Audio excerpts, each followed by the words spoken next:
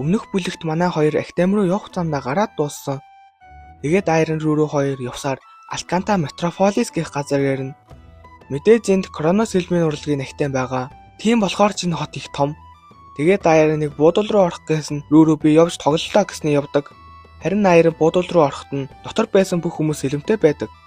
Бас Айрон над руу яагаад хараад байгаа юм бол гэсэн нэг гар чич бас Актемийн зочин уу? Тийм ээ, та яаж мэдсэн юм гэсэн тэнд байсан гарууд нээлдээд энэ залууч бас зочин хэрэгүү. Энд янз бүрийн хүмүүс байх юм аа. Тэмцэнд ямар ч хүн орж болох ч нэг басаанаас болж очор нэмэгдэх нь гэсэн. Айрон юун тэмцэн? Юун очор? Юу яриад байна гэж бодсон. Нэг ах Айроныг дуудаад чи Кронос хэлмийн урлагийн Актемийн зочин гэсэн байхаа. Тийм ээ, тэд яаж мэдсэн юм бол? Үнэхээр мэддэггүй хэрэгүү. Кронос хэлмийн урлагийн Актем бол сэлэм ашигладаг хүмүүсийн мөрөөдлөө биелүүлэх газар. Нэр хүндээсэн болж сэлэмтэй зочид ихээр ирэх болсон. Тэрхий хэрсэн болохоор нь эхэндээ бусааж байсан ч хэнэгэнтэй тулгалтаас нааш явахгүй гэсэн хүмүүсээр дүүрч Кроно Актемийнх нь хулчгар гих нэр зүүх болсон. Үүнээс болж зочны хүлээн авалтыг бий болгосон. 2-7 хоног бүр Актемийн сонгосон нэг өдөр сэлэм зөрүүлэх гэсэн хөлсний цэргүүдийг оруулдаг болсон. Харин тэдний энэ буудалд ирдэг шалтгаан нь хөлсний цэрэг гэсэн тэмдэг авахын тулд гин тэгээд Айрныг доор шалгалт авах газар авч ирнэ. Энэ шалгалтын их энгийн зүгээр л сэлмээрээ хүчний хэмжүүрийг цохиход л болно. Тэгснэ нөгөө хоёр 500 оноо аавна гэдэгт 700-аас тавилаа. Тэгвэл би 501 гээд хоорондоо мөрөөдөд энэ сэлэмнүүдээс нэгийг сонгоод ав гэсэн чинь Айрон надад хэрэггүй гэж сэлмээ гаргаж ирнэ. Нөгөө хоёр ч хаанаас сэлэм гараад ирвэ гэж гайхахад нь Айрон хэмжүүрлүү цохино. Хөх гайхалтай. Миний цохилтыг шингээж эхлэх гэсэн шалгалтыг хариуцсан ах ирээд яаж сэлэм гаргасныг нь асуухад элбийн урлаг байгаа юм. Ид чидтэй төстэй гэсэн оноо нь бүр 10,000 давцсан. Даанч ихний шалгалтаар дээд талдаа мөнгөнд тэмдэгтэл болох боломжтой болохоор мөнгөнд тэмдэг авна. Дараа өдөр нь Айрон рүүрэг дагуулад зочны хүлээн авалтанд ирнэ. Харин шалгалтыг авах хүн нь Айронтай нэг үед сурч байсан 27 дугаар үеийн сурагч Ланс Патерсон. Өмнө Кронос хэлмийн Актемийн төгсөгчид 9 зочидтой тулалддаг байсан ч энэ удаад хараахан төгсөөгүй үндсэн сурагч гарч ирсэнд шалгалтанд орохоор ирсэн гарууд юу төгсөөгүй хэрэгүү? Нэг мөн үндсэн сурагчтай тулалдах гэж бид ирээгүй. Тоглохоо болоод хурдан төгсөгчөө гаргаад ир. Байц 27 дугаар үе алтан үе гэдгийг мэддэггүй юм уу? Хамаагүй, сурагч бол сурагч. Тэгсэн Ланс хэрэг би ялагдах юм бол ах эгч нараа дуудах болно гэсээр хүмүүстэй тулалдаж эхэлнэ.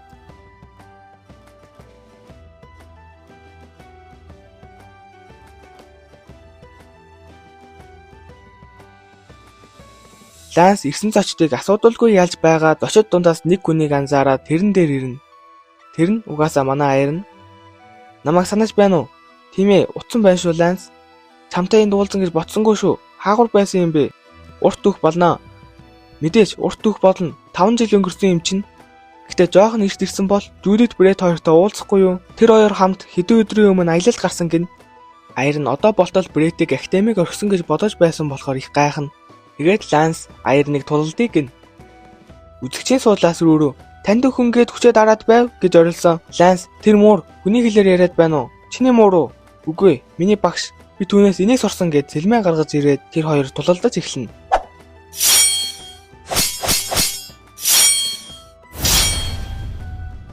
Тулааны дундуур Ланс Айрныг Брэдийн арга барилыг ашиглахыг хараад гайхширна. Тэгсэн Айрон босоо завшилт хийх гэсэн Ланс сандарч ийм галзуу дайралтыг хийлгэж болохгүй гэж шууд дайрна. Тэгээд Ланс Айрныг 5 жилийн өмнө эцсийн шалгалтыг Брэдийн арга барилыг харсан. Яаж 5 жилийн өмнөх дурсамжаасаа сурсан байна гэж бодоход Айрон одоо би дайрлаа шүү гэснээр Жюдитийн арга барилаар дайрч эхэлнэ. Өөрийнх нь ялж чаддаггүй хоёрынх нь арга барил. Өөрийгөө Брэд Жюдит хоёрыг байхгүйд хамгийн хүчтэй нь гэж бодсон ч чамайг бас ялахгүй юу гэж Лансын дайралтууд чирээсдэг. Ланс одоохондоо би чамайг ялахгүй. Та нар галзуу юм шиг бэлтгэл хийж хүчтэй болсон. Гэхдээ би ч бас бууж өгөхгүй гэд хамаг хүчээрээ дайрахад Айрон дайралтаас нь бултаад Лансыг ялна. Гэтэл рүүрүү чиний хэлэд байсан мастер бөнөө гэсээр ирнэ. Тэгсэн ард нь Мастер Ян ирсэн. Харна гэж бодоогүй хүн байх чинь Айрон Феррера ингэж уулздаг юм байж уулзаагүй утсан байна шүү. Рүүрүү бас мастертаа мэндэлдэг. Мастер Ян Лансыг тулаанд ялагдсныг сонсоод Айронаас ядраагүй байгаа үздэй гэснээр Айронтай тулалдахаар болно. Шалгалтанд орох гэж ирсэн гарууд Кроно Актемийн захирал твийн хамгийн хүчрэх сэлэм гэдэг хүний арга барил тулааныг харах нь үнэхээр азтай юм а гин.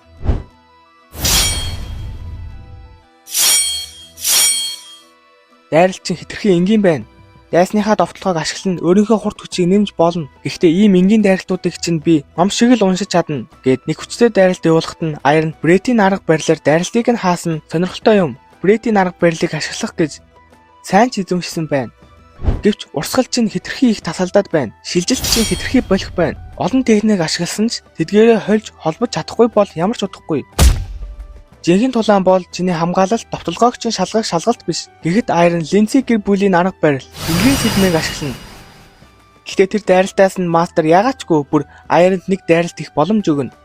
Мэдээж манай хүн өөрийн нэрийн дайралт болох босоо завчилтаа хийдэг. Даанч тэр дайралтыг мастер авраас илэн ашиглаж цаана.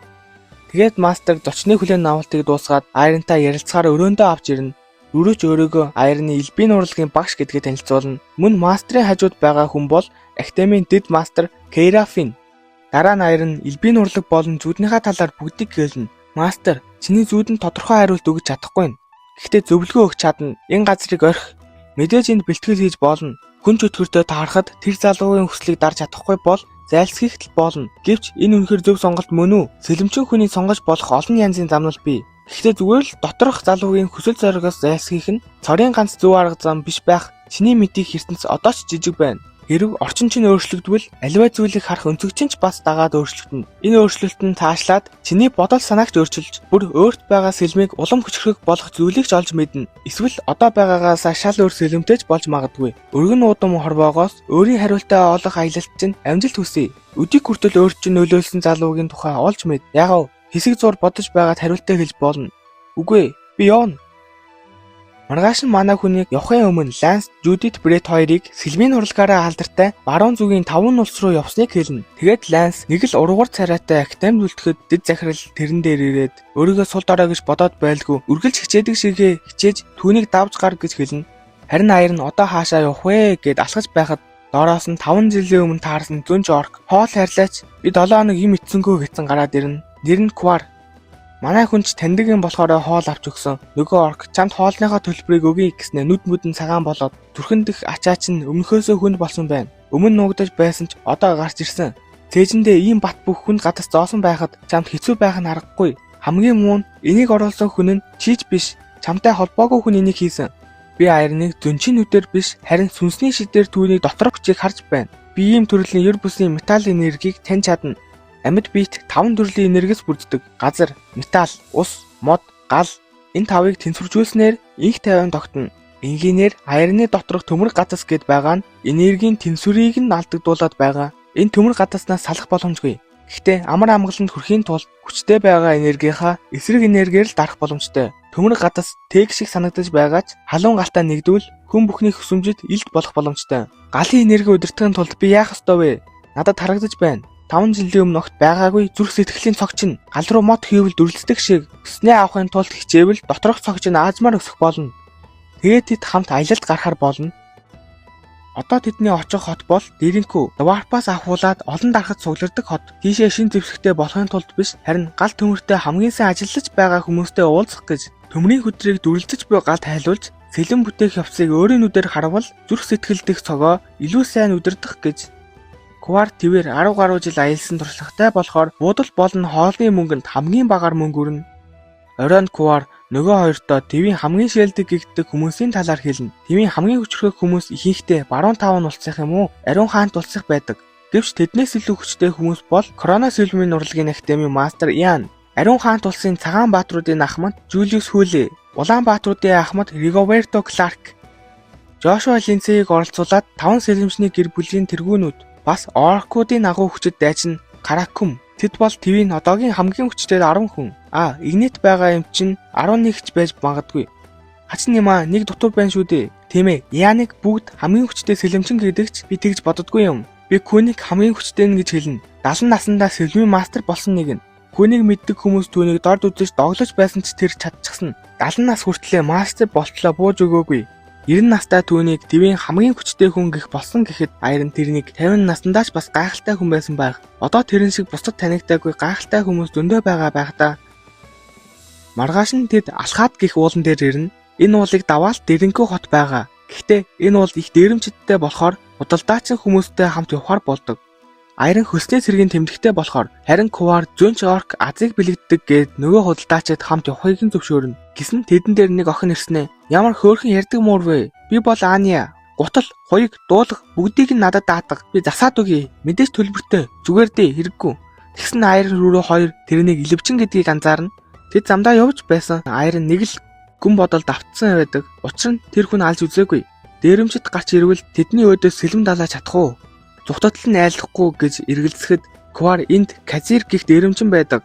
Гэхдээ тэр амар амгалан эрхэмлдэг болохоор зүгээр татвар төлвөл энэ уулаар гарчихна гэж хэлсэн. Урдаас нь уулын дээрэмчид гарч ирнэ. Худалдаачдын ахмад татвар юм байна гэд өгөх гэсэн нөгөө Казир бүх зүйлээ үлдээгээд арилж үз. Харин Аяр нь тэрнээс чөтгөрийн энерги мэдэрнэ. Бас энерги нь бага болохоор Аяр нь удирдлага алдахгүй тэсэж чадна. Тэгээд хүн чөтгөр шиг санагдахгүй байна да гэсэн Аярны хажуунаас Wolfgang гих хөлсний цэрэг дээрэмчдэд итгэж болохгүй гэж мэдсэн юм аа гэж гарч ирснэ. Энэ тулалд бол хохиролтой. Өөр газар руу явъя гэсэн ганц цогцолтыг нь ч даалгүй ухаан алдаад өгнө. Аяр нь би бол Кронос Сэлмийн урлагийн академийн 27 дугаар үеийн үндсэн сурагч Iron Ferreira. Чи намайг тэнэг гэж бодоо юу? Яхара Кроногийн үндсэн сурагч сэлэмжгүй явж байгаа юм гэд хамаг хүшрээ дайрсан. Манай хүн тэрийг нь ганц гараараа бариад Казер ирхмэ. Та наа зүйлтэй хаанаас авсан юм? Гэхэд нөгөө нөхөр дайрахад Кириллийн тулаан нүцэн хүмүүсийг жоохон л айлга гэснийг санаад босоод авчилтаа хийн. Тэгээ зүйлтийг нь авснаа мэдсэн юм аа. Хүн чөтгөрийн энерги шиг хүчтэй биш дузаан байна. Казер ирхэм энэ зүйлтээс болоод хашин аашлаад байж гэж бодсноо. Казер ирхмэ. Та энэ зүйлтээ хаанаас авсан юм? Гэхэд нөгөөх нь зүйлтээ хаанаас авсан? Хизээд үснэж сандаггүй. Дараа нь тэд худалдаачдаа салахад рүү тэр дээрэмчдэг явуулах ёсгүй байсан юм. Дахиж тийм зүйл хийвэл хөлийг нь савх шиг хугална да. Аяр нь дэринкүүд олон алдартай сэлэмчд цуглардаг гэсэн байхаа. Тэсэн ядан хүлээж байна гэсээр доторх цог нь улмал бадрах шиг болно. Тэгээд нөгөө зүйлтийг устгах гэж байсан ч Квар болиулаад ийм зүйлийг хаан устгах болохгүй гэд өөрийн чөтгөрийн энергийг эсэргүүцдэг уудандаа хийсэн нөгөө Аня гэд охин хурж ирснэ. Аярны сэлмийг өөрийн эрдэнээр солих гэж оролдоно. Тэр эрдэнэ ин гахаа ийшээ мөнгө хийх тусам том болдог. Нэг мэцээр рүүрөө Квар хоёр Анягийн талд орцсон. Сэлмээ солилцолтой гэж авдээ. Аяр нь ч угаасаа солихгүй л дээ. Оройн замдаа нэг буудалд орсон. Нэг хүн тэдэнд Дэринкугийн талаар мэдээлэл өгнө. Дэринкугийн хамгийн шилдэг дарах нь нуугдмал байдлаасаа гарч ирсэн. Вулканус гихт варп. Мөн тэрний хийсэн сэлмийг сэлэмчин бүхэн хүсдэг юм. Вулканус өөрийн шилдэг сэлэмнүүдтэй дугаар өгдөг ба тэдгээрийг дугаарт сэлэм гин. Түүний хийсэн олон зуун сэлмийн ердөө 9 дугаартай. Дугаарт сэлэмтэй болсон хүмүүсийг мастер эсвэл утгагүй мастер болох хүмүүс гэж хоёр хуваадаг. 10 жилийн өмнө 3 нингийн сэлэмчин дугаарт сэлэмтэй болсныхоо дараа бүгд мастер болж чадсан. Харин 2 хоногийн дараа 10 дугаар сэлмийн эзнийг шалгуурлах тэмцээн болно. Үүнийг сонссон Аяр нь өрөөндөө ороод сэтгэл зүйн бэлтгэл маягаар бясалгал хийн. Өөрийн элбий ертөнцид байсан үеэ төсөөлөд маргааш нь манайхэд Дэринкуд ирнэ. Энд турхлаас болж маш олон сэлэмчид ирсэн. Тэр хүмүүс дунд Аня нэг саарл үстэй залуутай хамт байдаг. Тэр залууг харсан рүү шууд тэр залуу мастер мөн байна гэж хэлэхэд Квар "Тэвд намайг мэдээгүй байхад мастер гарч ирсэн юм уу?" гэж гайхна. Нөгөөх хоёр манай хэд дээр ирээд өөрсдөө танилцуулна. Энэ саарл үстэй залуу Григорий гин. Тэгээд Аярны сэлмийг харж болох уу гэхээр нь сэлмээ гаргаж ирсэн. Өө, хитрхи ширтсэн дөршөөгөөрөө үнэхээр гайхалтай сэлэм байна. Аня хүсэж байхад гайхах зүйл алга. Аня, тийм байгаа биз ахмад ч их дуртай байна да. Дараа нь тэд явсны дараа баахан хүмүүс тэд үнэхээр ирчихлээ гэж юу гэд байхаар нь харсан. Ихэр Бартрууд, Чарлот болон Виктор хамтдаа мастерч дийлнэ гэдэг.